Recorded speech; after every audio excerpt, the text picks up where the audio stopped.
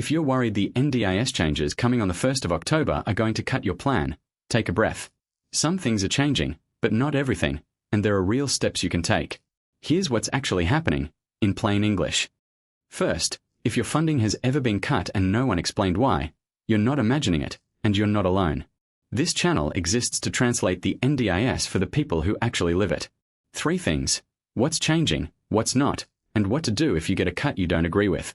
Stay to the end for that last one. Here's the honest part. The government has announced that from the 1st of October, budget allocations for social, civic, and community participation supports will be reduced by 50%.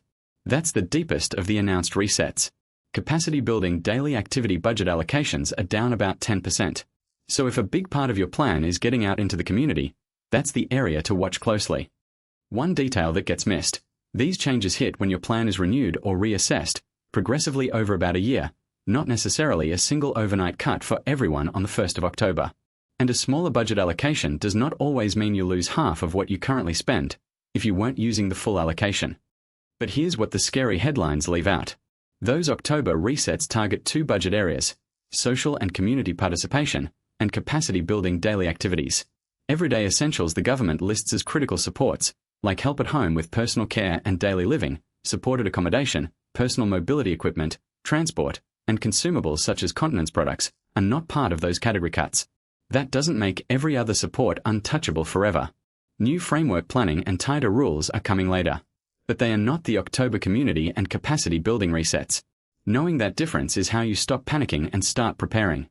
And one thing you need to hear: if your plan gets cut, it does not automatically mean the NDIS decided your disability improved.